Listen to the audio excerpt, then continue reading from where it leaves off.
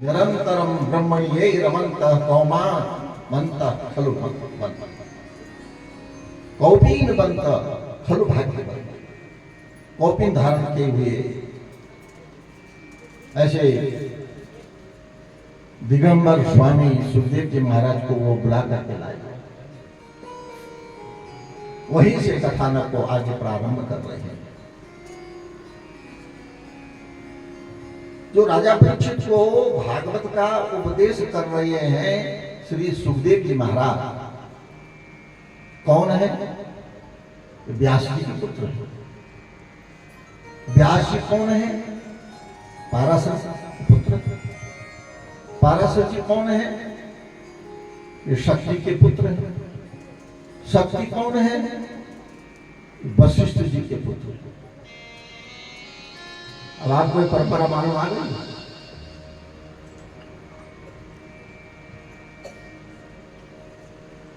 व्यासम वशिष्ठ नवतारम सत्य पौत्रम अकल्मषम। सत्य के पौत्र हैं। पाराशरात्मजम, पाराशर के पुत्र हैं। और वशिष्ठ जी के पड़पोते। ऐसे सुखदेव स्वामी जिनके ऊपर का वस्त्र कब निकल गया कोई बोध ही नहीं। दिगंबर है और जो दिगंबर है वह भी भगवान की कथा से प्रभावित होते हैं। वह भी भागवत की कथा कहते हैं, सुनते हैं। उनको क्या जरूरत है? अरे आप लोग हम लोग सुन रहे हैं, हमारा कहीं ना कहीं कोई ना कोई हेतु है। कोई ना कोई हमारा संसार का स्वार्थ है। हम किसी न किसी निमित्त से सुन रहे हैं। भागवत में ही कहा गया है आत्मा रामश्च मुनयः निर्ग्रंथाप्युरुक्रमे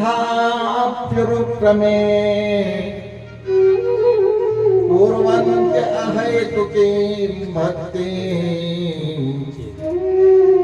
इत्थं भूत गुणो हरि।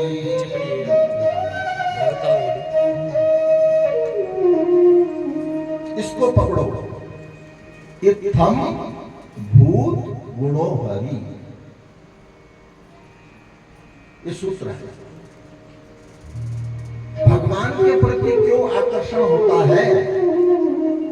बोले इत्थं भूत गुणो हरि, भगवान की ऐसी विशेषता है कि आत्मा रामस्य, आत्मा में रमण करने वाले उनको क्या जरूरत है भगवान की कथा सुनने की?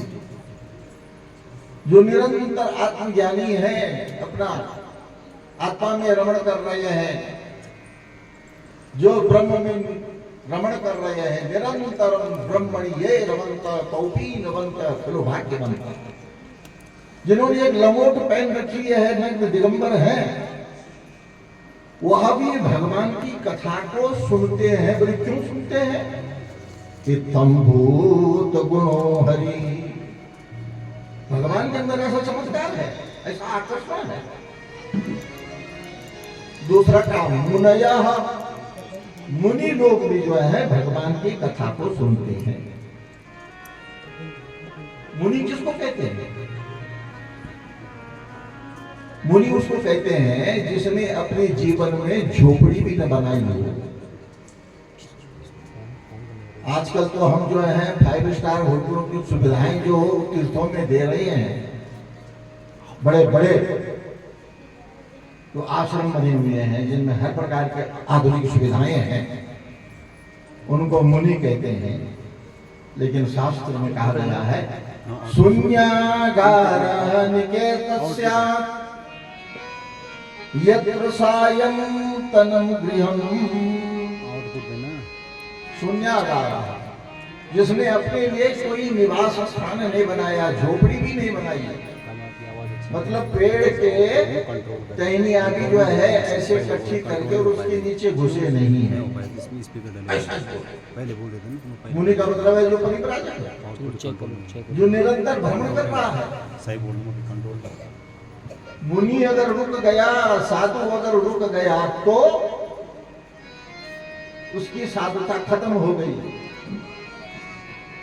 पानी अगर रुक जाता है तो पानी में दोष आ जाता है, वो त्याज्य हो जाता है, वो पानी पीने लायक नहीं रहता है, वो अशुद्ध हो जाता है।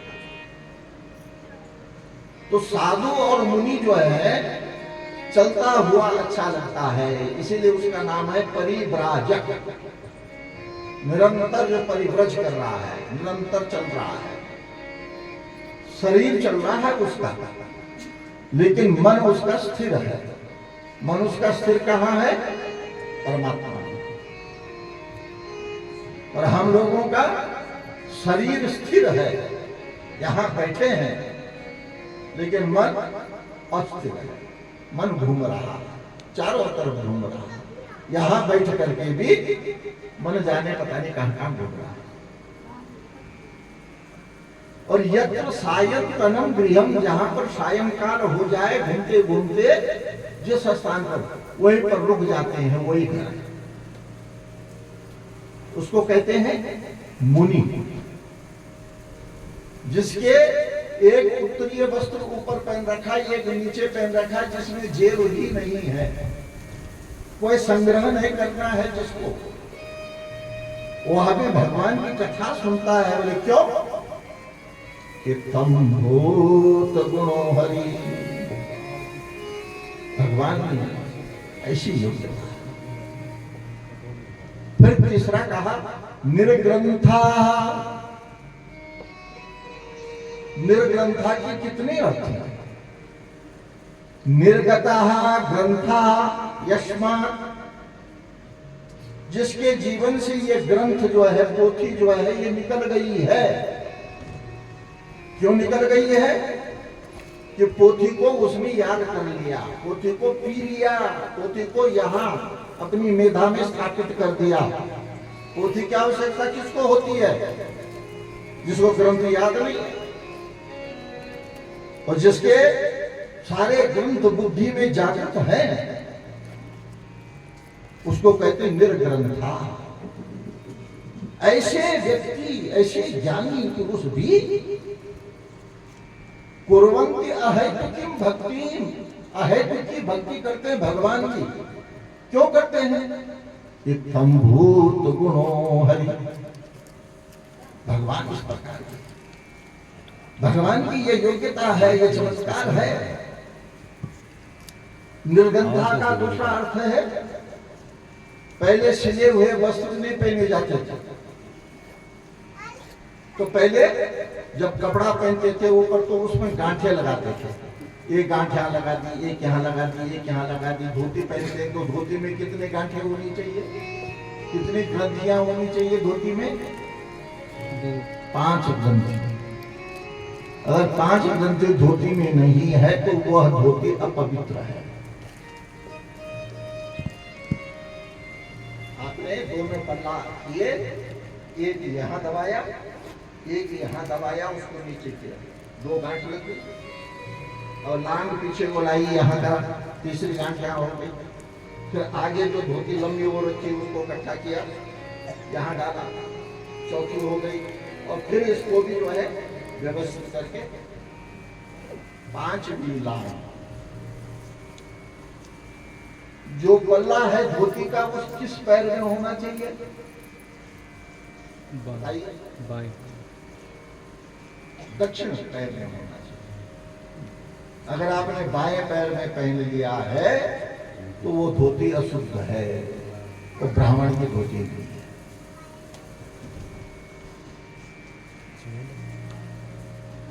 क्या की बातें हैं, उन चीज को समझना चाहिए।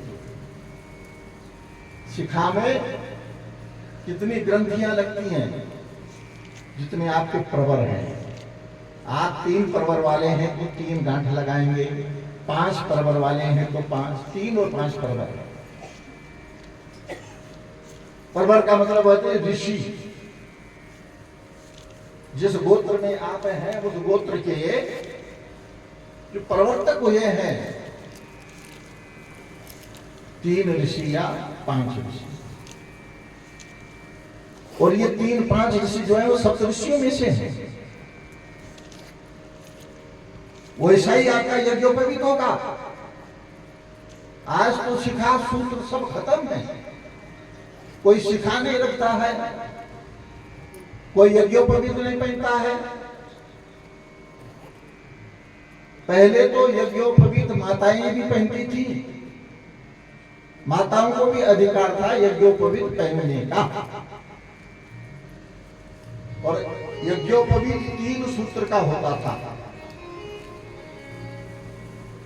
ब्रह्मचारी को जब यज्ञोपवीत दिया जाता है, गुरु उसको 3 सूत्र वाला देते हैं, जिसको हमारे यहाँ कहते हैं त्यक्ता। और जब उसका विवाह होता है तब उसको 6 सूत्र वाला दिया जाता है। क्यों दिया जाता है? विवाह के समय उसको जो है वो 3 सूत्र और क्यों दिए जाते हैं? अब आजकल तो जो है उपनयन होता ही नहीं है। ब्राह्मण का तो 8वें वर्ष में हो जाना चाहिए,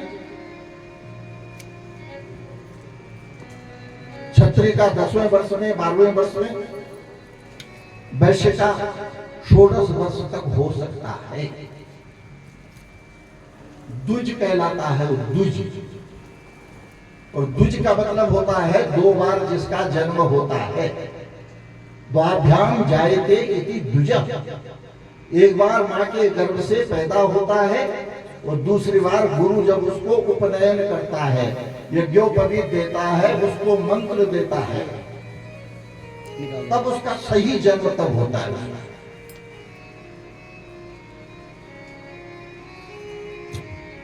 इसीलिए उसको दुजाति संस्कार कहते हैं। और दुजाति को ही वेद को पढ़ने का अधिकार है। वेद पढ़ने का अधिकार सबको नहीं है। और वेद हमेशा गुरुमुखी होता है, पुस्तकमुखी नहीं होता है। पुस्तक को पढ़ करके कभी भी वेद पाठी नहीं बन सकता। ब्राह्मण पुस्तकमुखी जो होता है, जब वो वेद मंत्र बोलता है पता चल जाता है पुस्तकमुखी है, गुरुमुखी नहीं है। गुरु के मुख से इसने वेद नहीं पढ़ा। वेद का एक नाम है अनुश्रव। अनुपश्चात श्रूयते इति अनुश्रवः। गुरु उच्चारणांतरम, गुरु पहले बोलता है और गुरु के उच्चारण के बाद शिष्य सुनता है। तो वेद को श्रुति भी कहा जाता है। आप कहते हैं श्रुति स्मृति पुराणोक्त फल प्राप्त्यर्थम। अब वो तो देते हो। अब इसका अर्थ समझो। श्रुति माने वेद, 4 जो वेद है, 4 वेदों के 4 उपवेद हैं। जैसे ऋग्वेद है, ऋग्वेद का उपवेद क्या हो गया? आयुर्वेद। यजुर्वेद का उपवेद क्या है? बोलो। और सामवेद का उपवेद क्या है? गांधर्व वेद। और यजुर्वेद का क्या है? और अथर्ववेद का क्या है? स्थापत्य वेद, टेक्नोलॉजी, शिक्षा शास्त्र। यजुर्वेद का क्या है? बोलो, बताओ। पंडित लोग बैठे बताओ। यजुर्वेद का जो उपवेद है वह है धनुर्वेद। आयुर्वेद, धनुर्वेद, गांधर्व वेद, स्थापत्य वेद, उपवेद। शिक्षा, वेद के 6 अंग हैं। वेद भगवान है और वेद के 6 अंग हैं। छंदः पादौ तु वेदस्य, छंद शास्त्र जो है वो वेद के क्या है? चरण है। कल्प शास्त्र भगवान वेद के क्या है? हाथ है। निरुक्तम श्रोत्रमुच्यते, निरुक्त शास्त्र क्या है? कान है। शिक्षा घ्राणंत वेदस्य, शिक्षा वो वेद की नासिका है। ज्योतिषम नयनम चक्षुः, ज्योतिष क्या है? वेद के नेत्र हैं। और मुखम व्याकरण स्मृतम, और मुख क्या है? व्याकरण है। वेद के ये 6 अंग हैं। और ब्राह्मणेन निष्कारणो धर्मो, ब्राह्मण का निष्कारण धर्म है षडंगो वेदो ध्येयो ज्ञेयश्च, 6 अंग वाला जो वेद है उसका अध्ययन करे। और ज्ञेयश्च केवल अध्ययन ही नहीं, तोते की तरह नहीं बोलना है, उसको समझना भी है। एक कर्म है ब्राह्मण। और ब्राह्मण को हमने जो है जाति से जोड़ दिया। ये जाति तो हमने बनाई है, भगवान ने थोड़ी बनाई है। भगवान ने तो पशु जाति, पक्षी जाति, जलचर नभचर खेचर, भगवान ने क्या बनाया? वर्ण बनाया।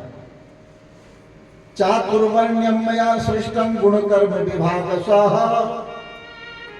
भगवान गीता में कह रहे हैं मैंने 4 वर्णों की रचना करी है गुण और कर्म के अनुसार। ब्राह्मण का गुण है ज्ञान अर्जन करना, निष्कारण, ज्ञान को बेचना नहीं, ज्ञान को बांटना। और ब्राह्मण का भरण पोषण कौन करता था? राजा का। और जब अब राजा नहीं है तो प्रजा करती थी। अरे ब्राह्मण को तभी घर बुलाओगे जब सत्यनारायण की कथा करवानी है, तभी उसको दक्षिणा दोगे, तभी उसको कुछ दोगे। कभी कभी जा करके उसके घर में उसको दक्षिणा देकर के आ जाओ, उसको कुछ फल दे के आ जाओ, उसको अनाज दे के आ जाओ, वस्त्र देकर के आ जाओ।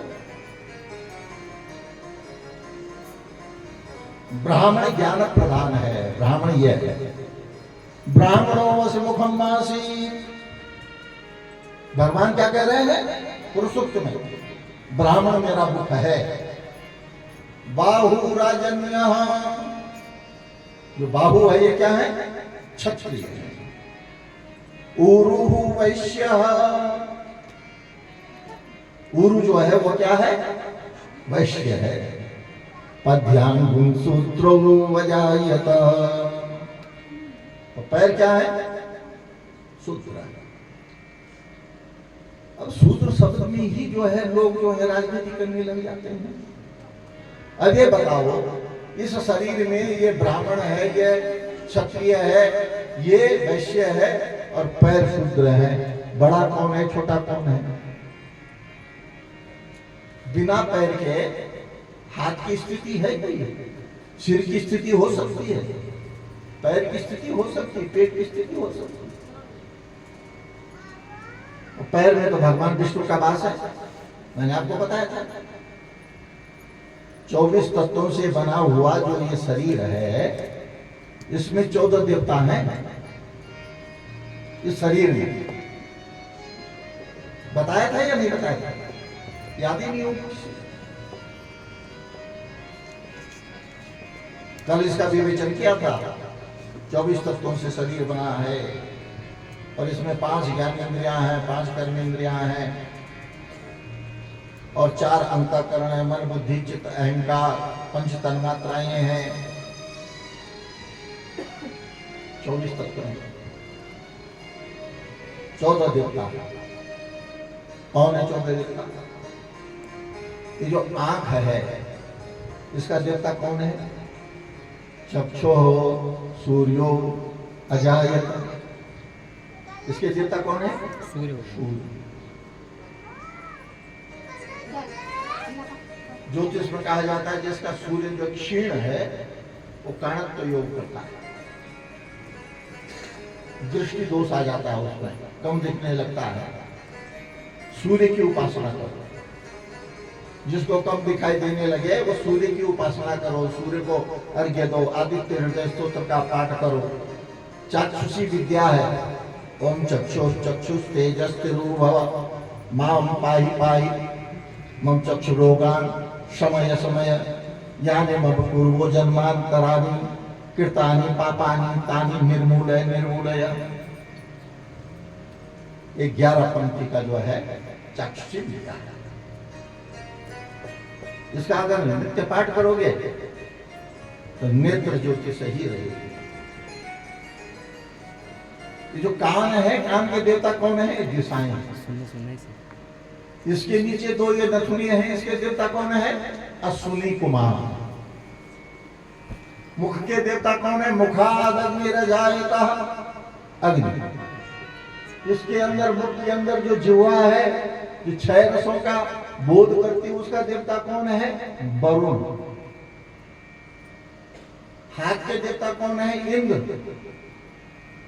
पैर के देवता कौन है? विष्णु। तद विष्णु परमं पदम।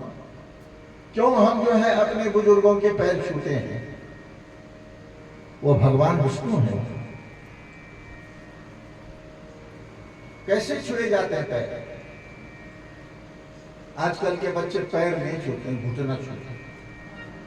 और बहुत सारे को जो घुटने में भी नहीं है, यहाँ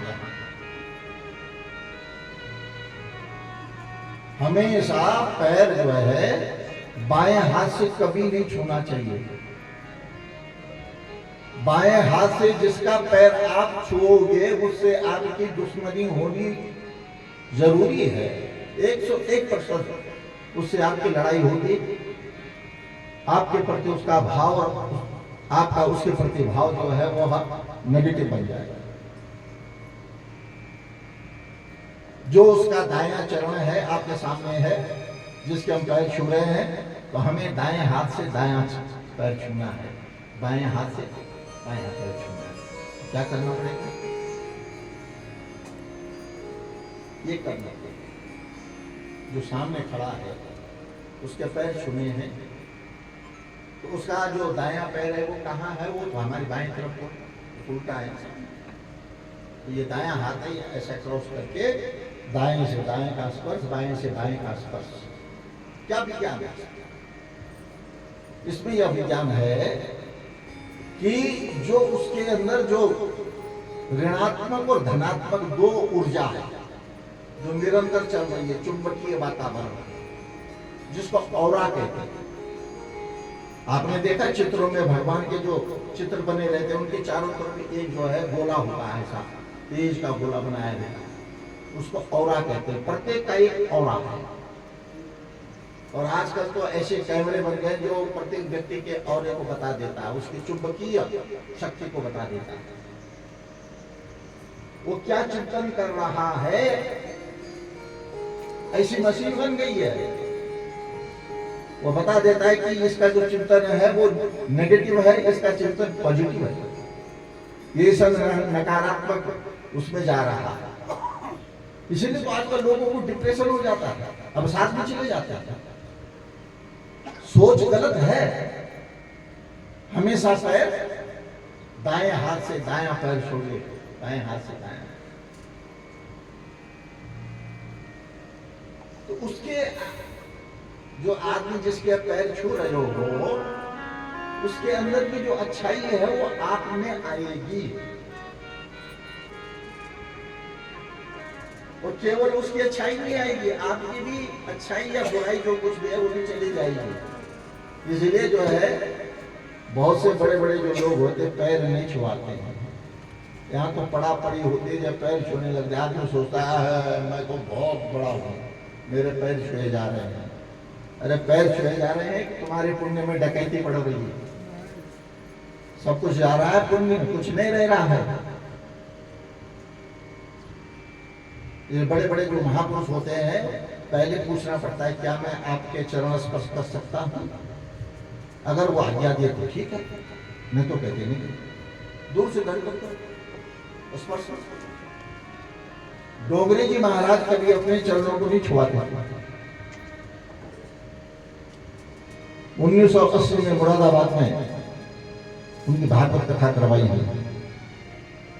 108 भागवत के पाठ हुए और उस यज्ञ का आचार्यत्व मैंने बहन किया। ऐसे अद्भुत संत जो पैसा पकड़ते ही नहीं थे, छूते ही नहीं थे, और जहां कथा करते थे वहां 5100 रुपए पहले दान करते थे, ट्रस्ट बनवाते थे, रामकृष्ण ट्रस्ट। वो पैसा उनके पटना से आता था, जो पुस्तकें उनकी छपती थी उसकी जो रॉयल्टी आती थी उससे वो पैसा लेते थे। गाय का दूध लेते थे, अन्न ग्रहण नहीं करते थे, आलू, केला और भुइया जो जिसको हम पिड़ा बोलते हैं। और अगर किसी ने पैर छू लिया तो 3 दिन तक जो है यह भी त्याग देते थे, प्रायश्चित।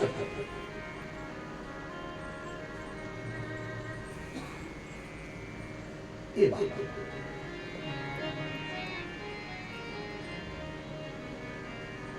तो गुरु का बहुत बड़ा महत्व है। वेद जो है वो हर षडंग वेद जो है उसका बोध करने वाला ब्राह्मण है, ब्राह्मण ज्ञान प्रधान है। क्षत्रिय जो है वह बल प्रधान है, वैश्य अर्थ प्रधान है और शूद्र सेवा प्रधान है। ज्ञान प्रधान का मतलब हो गया शिक्षा देने वाला। जो भी शिक्षा दे रहा है, ज्ञान बांट रहा है, वो ब्राह्मण।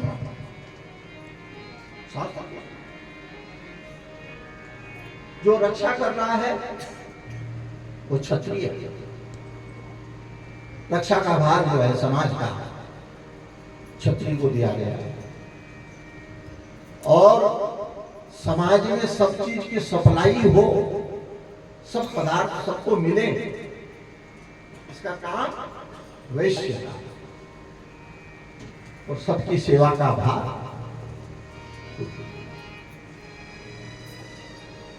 तो पहले स्त्रियां भी जो है यज्ञोपवीत धारण करती थी, लेकिन कालांतर में जब व्यक्ति की इच्छाएं बढ़ी, उसको खाने पीने के लिए जो है एक सब्जी नहीं 2-2, 3-3 सब्जियां चाहिए लग गई। अचार भी, पापड़ भी, चाय, नाश्ता, लंच, डिनर, मेहमान आने लग गए। तो पत्नी को जो है अपनी उपासना करने का समय मिला ही नहीं। वो तो बेचारी हर समय रसोई में रहती थी। मेरे मित्र आ रहे, मेरे दोस्त आ रहे, चाय बनाओ, जल्दी नाश्ता बनाओ, पकौड़े बनाओ, ये बनाओ, वो बनाओ। उसने भी सोचा है तुम तो अपने बड़े मजे से पूजा कर लेते हो, और मेरे को पूजा का टाइम ही नहीं मिलता, मैं तुम्हारी सेवा करती रहती हूँ। तो आज से मेरी जनेऊ भी जो है तो मेरा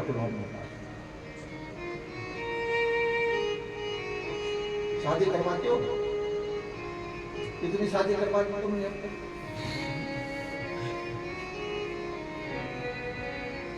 उसमें ब्राह्मण जो है लड़की से कहलाता, लड़की के बदले का वचन कहता है। अर्धम पुण्यम ग्रहीष्यामि न त्वहं पाप भागिनी। कहते हो क्या मतलब हुआ इसका?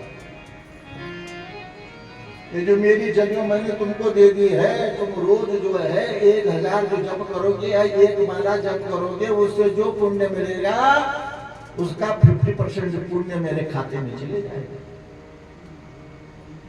मैं तुम्हारे बदले का और काम कर रही हूँ, तुम्हारे घर गृहस्थी संभाल रही हूँ। और अगर तुम पाप करोगे न तो हम पाप भागिनी, उसमें मेरा कोई शेयर नहीं होगा, मेरा कोई प्रश्न नहीं। पाप तुम्हारे हिस्से। नहीं तो चाट पकौड़ी, अचार, भजार ये सब बंद करो। जो सूखा रूखा मिले, जो मिल सकता है उसको खाओ, और मेरी जनेऊ मेरे को दे दो। मैं भी अपना गायत्री जप करूंगी, तुम भी करो। मैं भी अग्निहोत्र करूंगी, तुम भी करो। अर्धांगिनी है वो तो, मामांगिनी है, वो धर्म पत्नी है, वो गृहिणी है।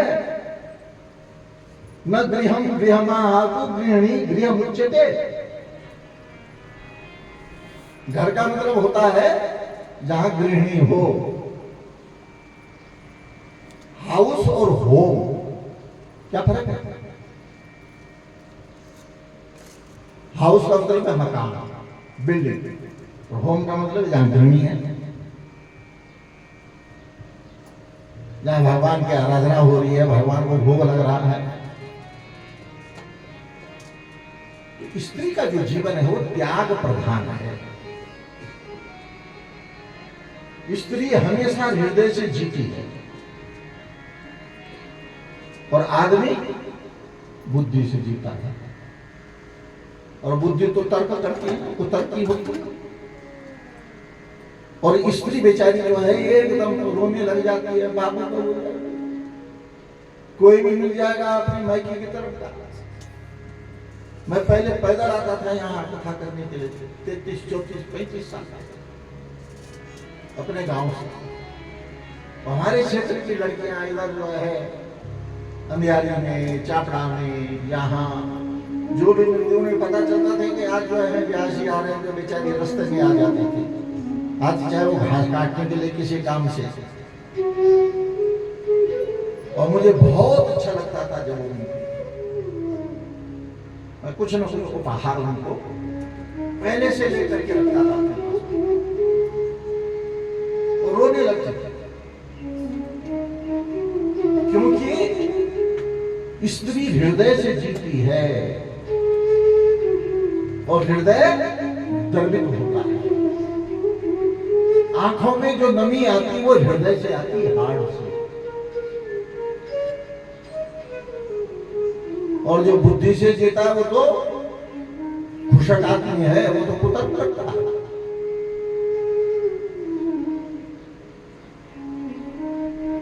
हृदय से जीने वाली जो है वो त्याग प्रधान है। वो हृदय का ज्यादा प्रयोग करती है, निरंतर प्रयोग करती है। आज का मेडिकल साइंस कहती है कि जितने हार्ट अटैक जो है पुरुषों को होते हैं उतने हार्ट अटैक स्त्रियों को नहीं होते हैं, क्योंकि उनका हृदय जो है निरंतर काम करता रहता है। वो हृदय से जीती है। और पुरुष जो है इससे जीता है, खोपड़ी से। इसलिए ब्रेन हेमरेज सबसे ज्यादा उसी को होता है, हार्ट फेल भी उसी को होता है।